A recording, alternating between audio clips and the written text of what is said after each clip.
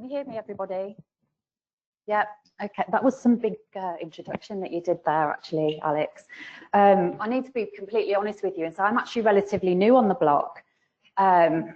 So need to manage your expectations. There's actually 2 Karen Wards that are nutritional therapists. I don't know if you're aware of that. A lot of nods in the audience. My apologies if you were expecting the Irish version that's got years of experience, but you've got me. So yeah, a little bit of background. I was awarded my certificate in June 2018, which is quite recent. And fast forward to December, and I had my first ever stool test. So I'm going to be talking about 2 case studies today, both very similar in terms of age, both students, both 20 years of age. But on the screen at the moment, what you can see is myself and my business partner, Amy. I was very fortunate to meet somebody that was very like-minded when I was training, and 2 heads are better than 1. And I feel very privileged to work alongside somebody that I can consult with on a daily basis or have a regular meltdown with when I don't know what to do. So Meraki Nutrition, we're based in the Midlands. We cover Warwickshire and West Midlands with 2 clinic offices up there. So let's start with Freya. So Freya is a 20-year-old student, and she was presenting with skin issues, itchy, dry flakiness, head to toe. Her severity was mild from the age of 3 years old. Now, at the age of 3, her parents did a house renovation and the ceiling came down. So I believe that that was the trigger from when this skin disorder started. Worse in the winter, less flare-ups when she was away on holiday. So she managed this right through until the age of 17. From September 2018, it was unbearable. This poor girl was having to spend hours lying in a magnesium salt bath to get some relief from the itching, no sleep. She had some bloating and abdominal pain, but that really wasn't the main issue for her. It was how she looked, and it's a delicate age, isn't it, when you're at university, age 20. She had frequent colds, more than the average person, and random sneezing. I'm very, very pale and tired. Malnutrition, definitely, very pasty. So this is Freya. That photo on the left there that you can see is a photo that I took when she came to see me in my practice. And she hadn't been out of the house for 3 months. Her mum was really, really concerned about her mental health, as you can understand. She wasn't studying, wasn't going to university, had lost touch with her social life, and just was really, really miserable. So her history, she was never hospitalised with no operations. She was C-section but breastfed. Now there are 2 sisters that Freya has, and both of them were born by natural birth and breastfed. And despite the renovation coming down in the house, neither of those sisters were affected. They also own horses, and Freya can't be around her sisters once they've been with the horses because she's that sensitive. She had frequent antibiotics, which is what we would expect to see from Western medicine and treating this type of condition, and the overuse of steroid creams. Now, prior to coming to see me, she had been to see a dermatologist whose recommendation was to apply the cream thicker for 6 weeks and see if that worked. So we had lots of steroids in the system. Her diet was generally good. She'd done a certain amount of research herself and attempted to take out gluten and dairy, but not really sort of paying attention to gluten contamination, so not particularly strict. Prior to September 2018, she had a very healthy lifestyle, social and active, would go to the gym regularly, go out with her friends, had a boyfriend, and she came to me seeking out allergy testing. She felt like that was the next step to make. Now, I'm not particularly a fan of allergy testing as the first go-to, because I think that if we can find a way to go through life without avoiding large lists of foods, then perhaps we should explore that first. So on my agenda was some diagnostic testing that involved some advanced blood analysis and also a stool test. So within the advanced blood analysis, I found low B12, chronically low vitamin D, she was under 50, and low folate. Low creatinine kinase, which was indicating muscle wastage, high homocysteine, she was acidic, low white blood cells with raised eosinophils, everything that you typically see if somebody is not absorbing, low stomach acid, poor absorption of nutrients. And the GI effects is obviously what I'm here to present to you today. So this was the dashboard for Freya when we tested her. She did the test in January, saw me in December, did the test in January. And we've got high levels of inflammation here and an imbalance of short-chain fatty acids. So this is what the first page looks like. Now, if you're not used to sort of screening through these stool tests, don't worry, I've summarised it on the next slide. So we had low fecal fat, high fecal secretory IgA, like very high, and an imbalance of the short-chain fatty acids absorption. So inflammation was present, poor short-chain fatty acids, poor gut integrity, low beneficial bacteria. Akkermansia was good, and this was her mycology. So we had 3 strains of yeast here. Now, non-pathogenic is what that flags up, but very opportunistic. So being new and enthusiastic, I decided to tackle it head on from all angles. So diet, we removed yeast, sugar, alcohol, refined carbs, processed foods, wheat, gluten, and dairy. And we added and increased healthy fats, quality protein, plants, prebiotic foods, and some chuckling goat kefir. Now, I just read the book, The Good Skin Solution. I don't know if anybody's read that, it's fabulous. I was really into this kefir as a solution for skin. So, you know, acknowledging the fact that I asked her to take out dairy, we did put in the chuckling goat kefir. Lifestyle, I talked to her about the importance of breathing. She was obviously chronically stressed because of her skin. So recommending the bore shift, breathe in for the count of 3, hold for 4, out for 7. Weight bearing exercises, I encouraged her to get some weights to use at home so we can see if we can get some of this muscle breakdown reversed. And get outside in nature, that was so important. She needed to get out in some fresh air and look up. Continue with the magnesium bath. If she felt that those were helping, and we all need a bit of magnesium, and to switch all of her skincare products, which she wasn't using a lot of, but she hadn't thought of things like deodorants, and she was up for trying any cream going just to try and relieve the itching. So we actually went to the guys, the Chuckling Goat, and bought some of those skincare solutions. Supplement-wise, to address the deficiencies and hold her up from the bottom, whilst we're working through this gut issue that she's got, we've got vitamin D3 drops. So I started off at 4,000 IU and we retested with the GP and then reduced that down. Methyl B complex, quercetin, she was using antihistamines a lot to relieve the itching, so I wanted to try and give her something more natural to help. Glutathione, hydrochloric acid, because she did do the bicarb test for me and it was coming out low, so put some hydrochloric acid in there. Not for long, I moved on to digestive enzymes, but we needed to get this absorption working, and then some fish oils as well. To tackle the results of the stool test, I went in with uva ursi, candestat, zinc picolinate, vitamin A, L-glutamine, collagen, broad spectrum probio of 50 billion, and Saccharomyces boulardii to try and outcrowd some of this candida. 3-week progress, skin was starting to improve, she was sleeping better, had good days and bad days, but not quite ready to start socialising, and her mum was really getting worried. The next steps were to continue with the diet and lifestyle recommendations. We'd completed the uva ursi and candestat, which I put her on for 30 days, and we added in something called nucleotides. I don't know if you've come across nucleotides, really good for replenishing the immune system and replicating healthy DNA. At 8 weeks, she managed a holiday to Spain and wore a bikini, so that was quite significant for her. One major skin flare-up when she returned to the UK, and I was getting hints that she was getting bored of the diet now, so I had to come up with some creative ways on what to do with fish and limited amounts of sweet potato. Next steps, we continued with the diet and lifestyle recommendations, added in Toxaprevent and a biofilm disruptor on the recommendation of my friends at Amrita. And at 12 weeks, her skin was consistently clear. She was feeling great and socialising again. We continued with diet and lifestyle, tried 1 or 2 foods from the avoid list, wait 3 days, see if there's a reaction, try another.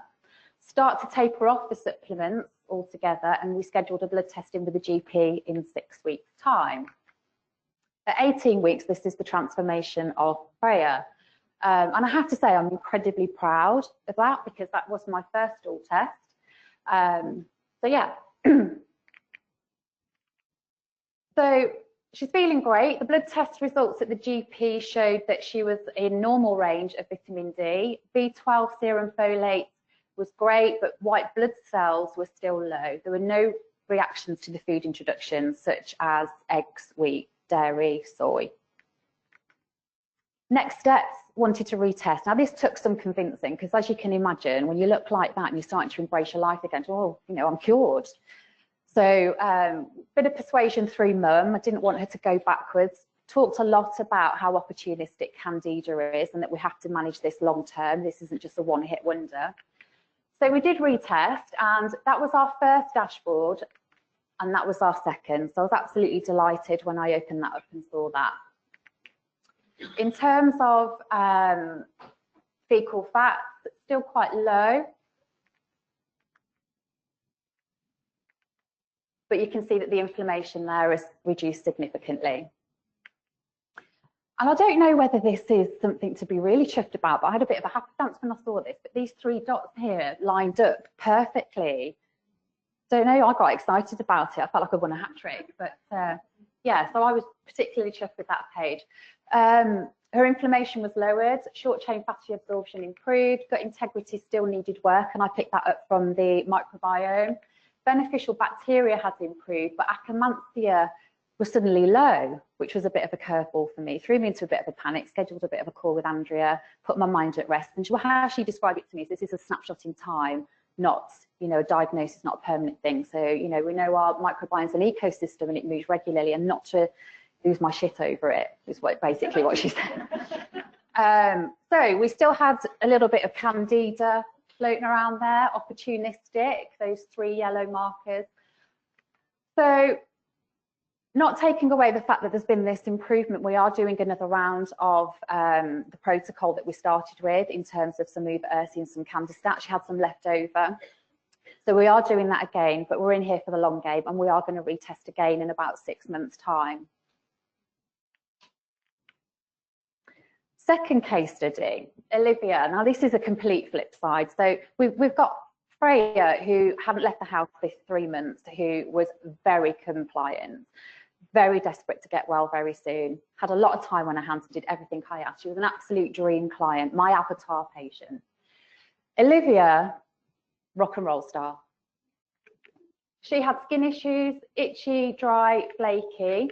Severity was mild from 5 years old, but she just kind of coped with it until she got to university, and then image became very important. It was worse in the winter. September 2016 onwards, her skin worsened, and we can't pinpoint why. Nothing really changed. She didn't move house, no house renovations, didn't feel stressed. She was experiencing bloating and got a sore throat once a month. Very pale and tired. So this is Olivia, not as extreme as Freya, but you can see that there's obviously some itchiness, and she's been having a good old claw there at her skin, and particularly around her eyes as well. Her history, she was never hospitalised with no operations, natural birth and breastfed, no history of antibiotics, a very different picture to Freya, but 11 vaccinations. I'm not going to go down that controversial road, but 11 vaccinations. Overuse of steroid creams, 5 different creams she was using at one time. Previously responded well to antihistamines, diet not great, and had attempted to remove dairy but found it incredibly hard. Very, very social. Her after pictures were mostly selfies in nightclub toilets when I asked her to send me some, so yeah, you get the idea. She mentioned mold in her questionnaire, which I thought, oh, okay, you need to keep an eye on that. And I actually did my first face-to-face visit with Olivia in her student accommodation, because I wanted to see for myself, you know, what was I working with here. And she's tucked up in her bed. I'm sat at her desk doing the consultation, and I'm having a look in the corners of the room, and there was definitely mold in the room. So diagnostic testing, she declined it. So I thought, okay, let's see what we can do without it. We put her, well, I put her on the elimination diet using the IFM template. We paid attention to histamine foods. We tried strictly no alcohol. Increased her water intake, no processed food, and I wrote a letter to the landlord, the university, and the letting agent about the mold that was in the bedroom. We had a look at her vitamin D levels, which were chronically low, and we added in some zinc picolinate and some fish oils and a broad spectrum probiotic, the same one I used with Freya, which was 50 billion. And then some quercetin. Sorry about that, put it upside down. So the results, small improvement in skin appearance.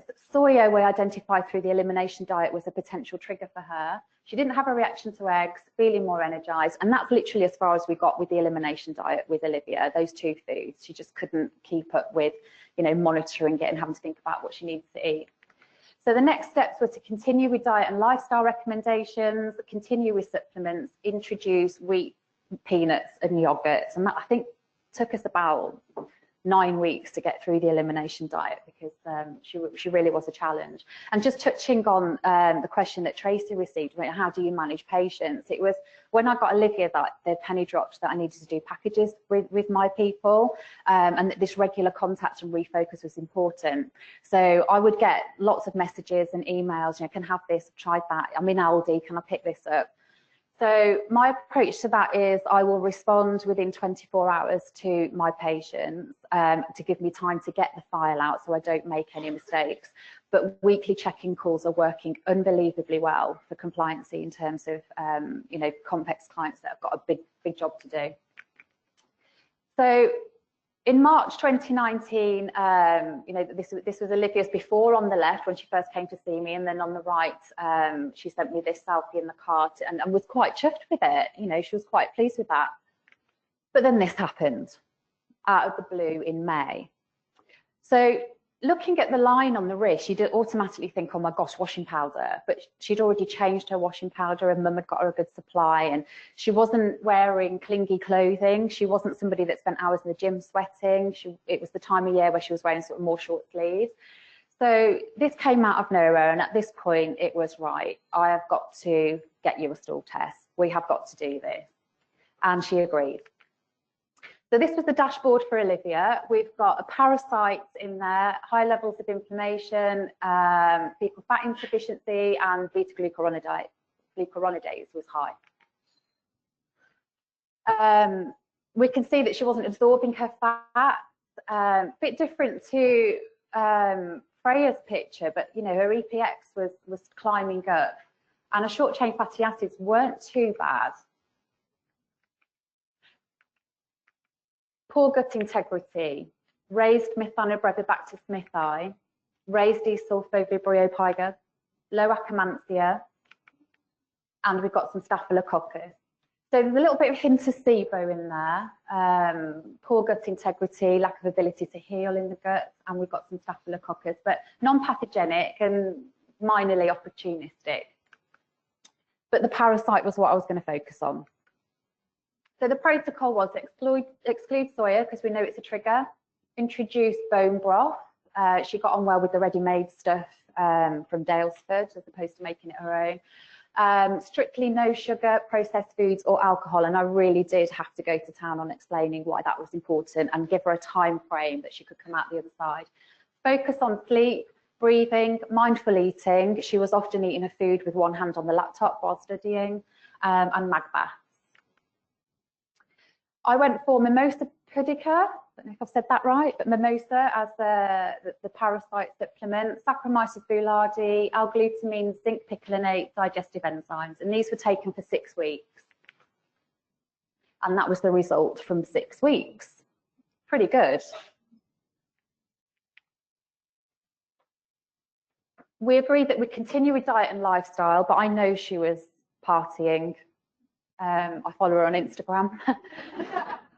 And I asked her to stop the probiotics and could she do a retest. Again, she wasn't keen on doing the retest, but I had a chat with her dad, and I just said, you know, you're not completely clear on your arms. Let's just keep on top of this. And reminded her of the photo she sent me when it was really bad. So we started there, and the next stool test we did presented extra information. So whilst we'd seemed to resolve the inflammation and the insufficiencies around fecal fats, we had some new imbalances pop up.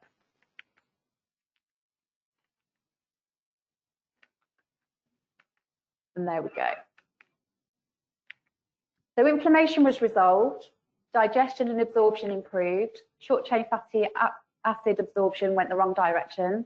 Gut integrity still needs work. The beneficial bacteria was improved overall. Still raised Methanobrevibacter smithii, raised desulfovibrio pica, and Akkermansia was now adequate. So we were winning. And blastocystis still there, but rare instead of moderate. But then we've got all these. So non-pathogenic, potentially not opportunistic, but I was advised by Andrea that if you add those numbers up, I think that comes to 22, we shouldn't be really any more than 10. I think I'm right with that. Yeah, thumbs up. So yeah, have I overworked the protocol or have I not done enough? So what we're going to do is repeat the parasite supplements, but probably for a shorter amount of time, and get the compliance right with nutrition and lifestyle. And we're probably going to start a SIBO diet in 30 days. So this is actually current. I'm talking to you like in real time right now with this particular lady. Maybe apply SIBO antimicrobials. She doesn't seem to be on the page to want to do the SIBO breath test, partly because of the 24 hours prior to the test, but I'm going to keep chipping away at her. The 24 hours prior to the test are incredibly hard for somebody to exclude foods and have a limited diet when you're spending most of your time in coffee shops and at the university. So I would like her to retest her stool test as well later on in the year. If there's anything that you take away from these two case studies that I've shared with you, it's the importance of retesting.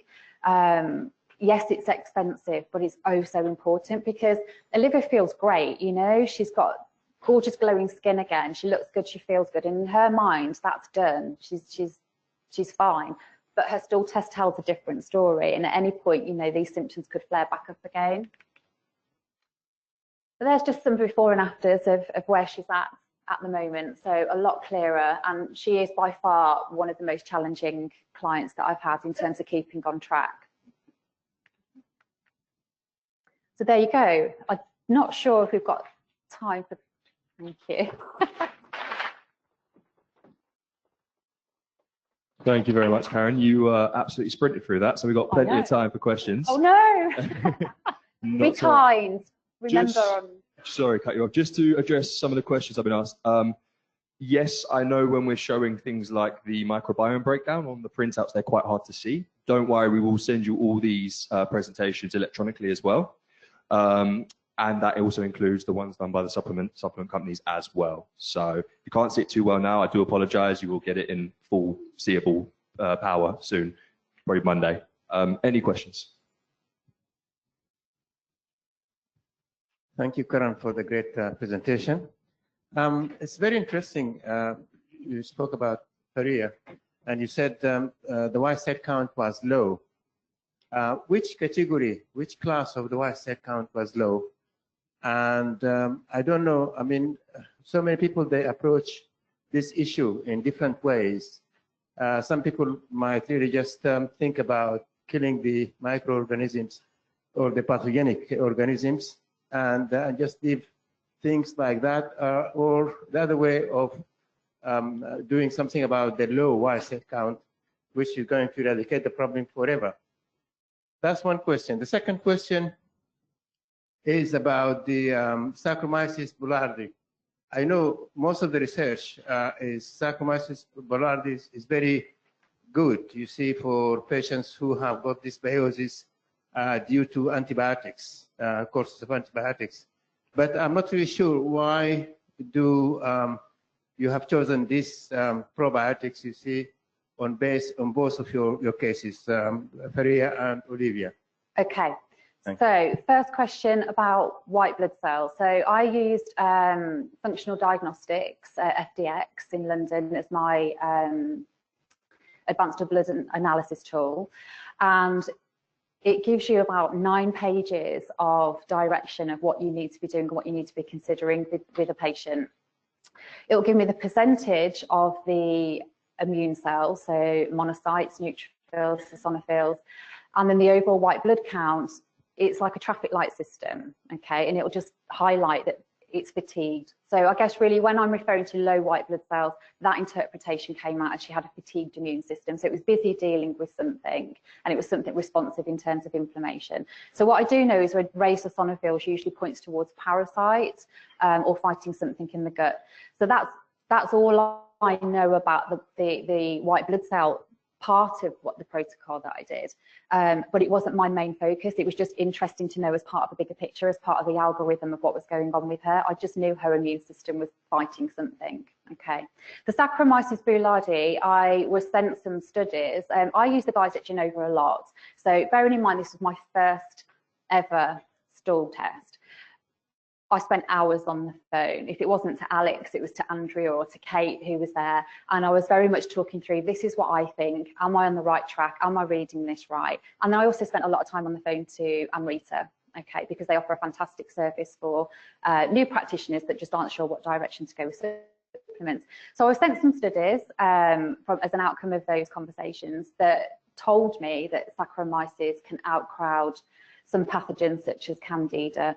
So I chose those because you only know what you know.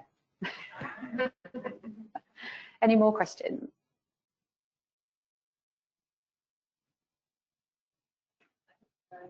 You said you introduced HCl, but not for long. How long? Yeah, I was just really conscious that, you know, that can't be something that can be used for long term. The idea is we've got to get her producing her own stomach acid and her own enzymes. So I think it was just a judgment call I made myself, like popping lots of hydrochloric acid capsules in wasn't something that she should get used to, or I wanted her body to get used to.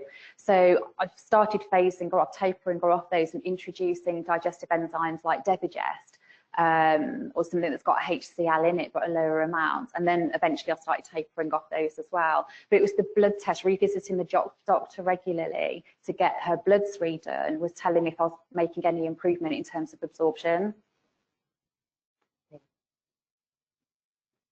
Hi, which agents would you use specifically for the Methanobrevibacter and the D. piger?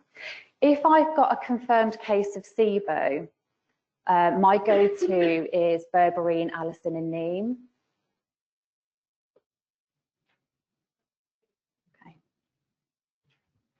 Hi, sorry, and a quick question. Why did you go for OC over anything else you had picked?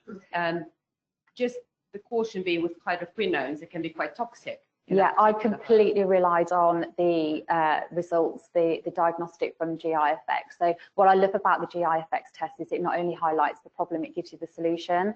So whatever that grey bar's doing in terms of responsiveness for that particular individual and that particular pathogen, then I follow that advice. And then I check in with the client regularly to make sure that there's no adverse reactions, any new symptoms, if we need to change course. I think we're just going to be a bit careful with toxicity, because that is particularly usually herbalist specific antimicrobial as well, because of hydroquinone toxicity, and you have to monitor renal functions. Yeah, I could do with more reading about that. So feel free to, my email address is up there if you want to send me any information on that, because I use Uva Earthy a lot. So, you know, I'm here to learn as much as you guys.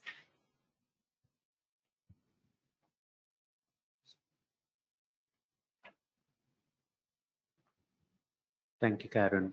My question is about the diagnostic workout. While you have considered the digestive causes, considering the age of these two patients, did you consider hormones? How did their symptoms correlate with their menstrual cycle? Did you consider detoxification, liver function tests? Yeah, so neither of them had any issues around period cycles, any symptoms of hormone imbalances in terms of symptoms. Okay, but what I do know about Freya is that she did have high homocysteine, but her liver markers all came back perfectly. I think it was more to do with lack of B vitamins, particularly B6 for her, and not being able to absorb proteins.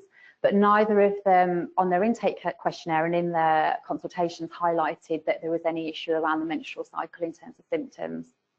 I was more thinking about histamine, mold, food allergies.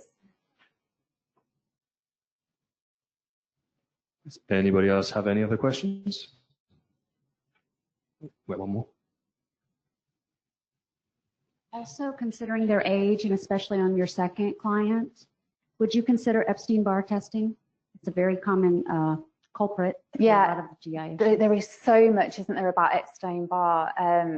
I just don't know if I can get her to do any testing other than what we've done. She's quite a handful. But yeah, it would definitely be part of the bigger picture. Okay, well, I think that's the questions for now. Karen, again,